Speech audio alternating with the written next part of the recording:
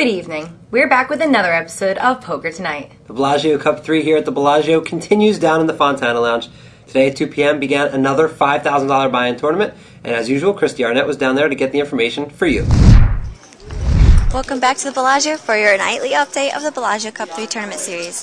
The final table that's playing right now is for a $2,500 buy-in Hold'em tournament. They're currently 7-handed out of the 9, and at that final table still competing are Eugene Todd and Nick Binger, brother of Michael Binger, who finished 3rd in last year's World Series of Poker main event.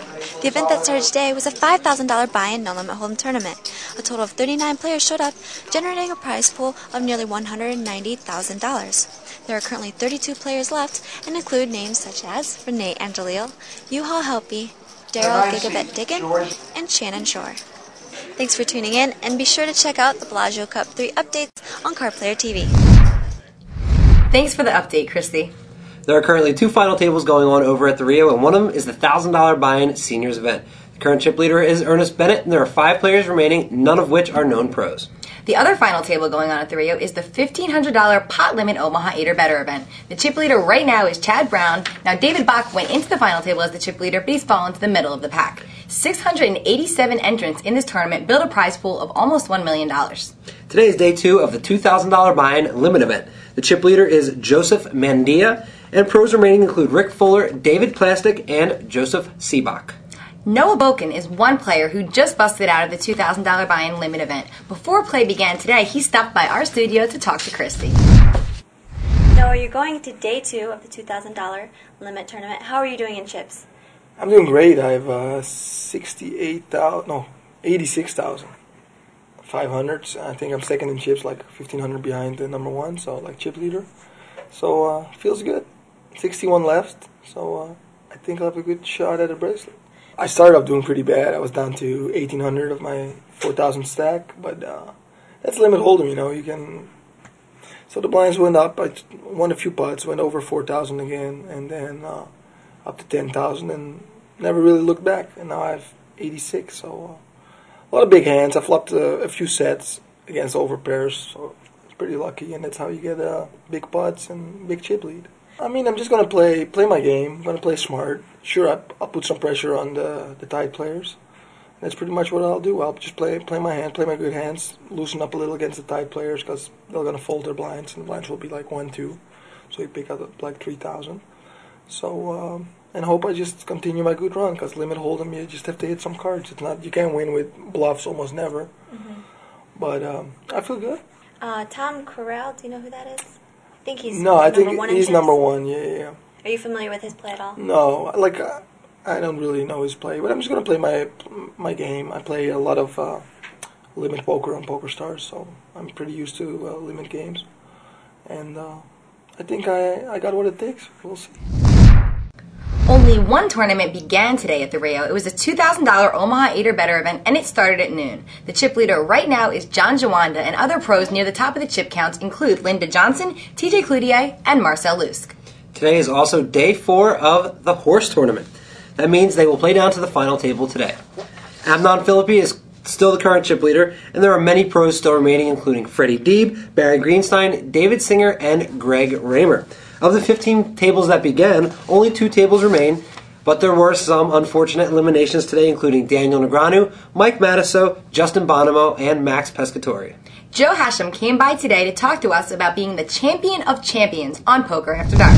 So Joe, your last event that you played here in Vegas that you won was Poker After Dark. Tell us about playing with all those world champions. Poker After Dark was a lot of fun. You know, we had Johnny Chan, Doyle Brunson, Huckseed, Greg Raymer, myself, and Jamie Gold. Going into that table, did you think you were going to be the champion of world champions? I always believe in myself whenever I start, and I think you have to be successful. If you don't believe in yourself, you know, there's no way you can succeed. But it was going to be a lot of fun regardless because it was never going to be an easy match to play. You know, what made it more fun was that when we got heads up at one stage, Johnny Chan had me 5-1 chip lead. And how'd you recover from that? I don't know. Just the cards fell my way a little bit, and the money never went in bad, so that was a good thing. But I ended up winning, and it was quite gratifying. So now you're here in Vegas. The World Series is going on. What's the next tournament that you're going to be playing in? The next tournament I'm playing in Vegas is the six-handed no limit 5K event tomorrow, which I'm looking forward to. Short-handed is my specialty. I much prefer that over full ring. What makes it so different from full ring games? Well, I think a lot of people overvalue their hands short-handed because, it's short-handed, so... An ace looks great. Yeah, an ace looks great, and you get bad players getting their money in with ace-jack. You're only 3 less than full ring. That's a good way to think about it. You're not that short. It's not three-handed. It's not heads up, yeah. It's not heads up or three-handed. So although the bar is dropped for the quality of hands, it's overplaying the hands that people make the mistake at, and that's where I think I can take advantage of it. Okay. So what do you think about how Harris has run the World Series this year as opposed to the previous World Series that you've played in? Bit sad to say, I think this is, out of the 3 years that I've played, this is probably, for me, the least eventful. I think. Why would you say that? We don't need to play 2 tournaments a day.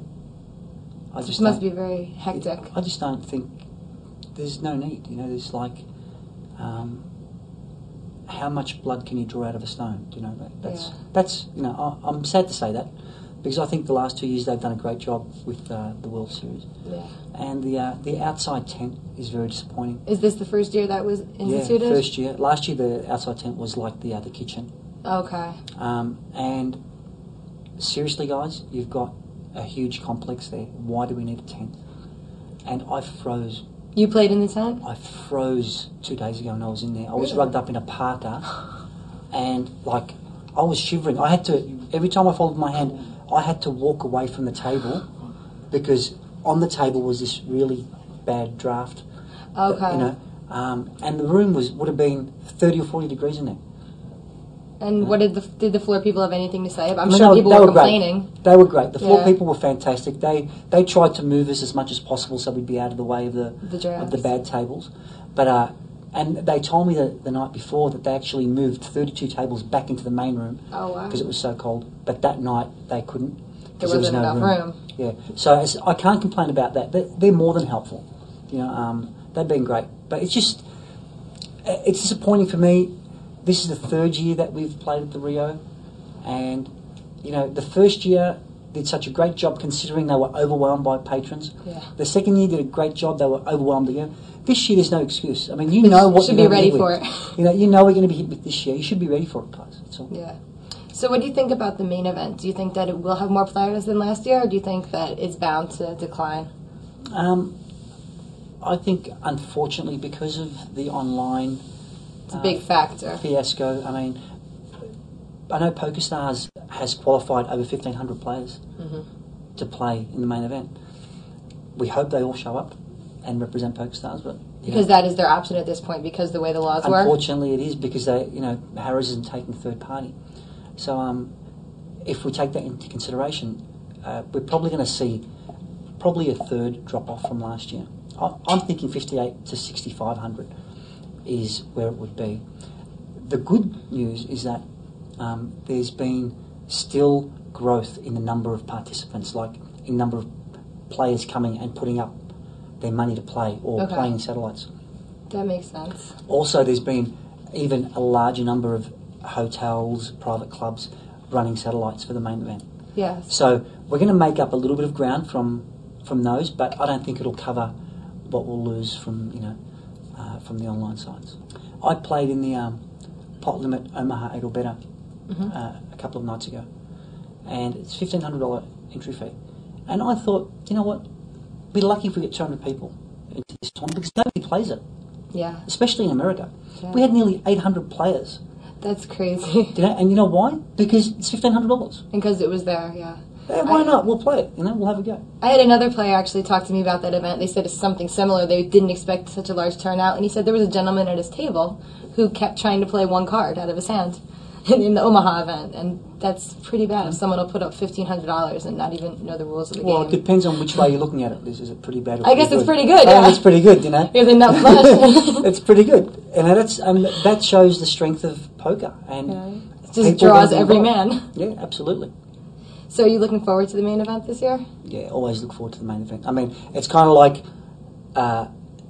the highest climax and the lowest trough of the year for everybody. It's true. You know, it's just amazing. You look, you know, you're rubbing your hands, beautiful, all this dead money in the pool, and, you know, you'd really like to go deep and do well in it. And then if something goes wrong and you don't make it, you're miserable for the next one. It's just a fact of poker, fact of life. So I heard a rumor that you're going to be moving out here to Vegas. Is that true? Not in the near future. I would definitely like to buy a place out here. I spend a lot of time here. And where do you spend most of your time here? Bellagio? Bellagio, yeah. It's just convenient. Bellagio's a great hotel. They look after me, and it's convenient. It's in the middle of the strip and stuff. Have you played any Bellagio Cup 3 tournaments? No, I haven't as yet, actually. I got here on the 16th, okay. And I've been pretty busy with the World Series. On my days off, I decided I want a day off rather than burning myself out. And hopefully I won't be able to play, but if anything, I'll play the 10K if I'm out of the main event. All right, well, good luck tomorrow in the six-handed and the main event, and thanks for coming by, Joe. Thanks. Joe, you're the man. That's it for tonight's episode of Poker Tonight. We hope you enjoyed it. Good night, everybody. Good night.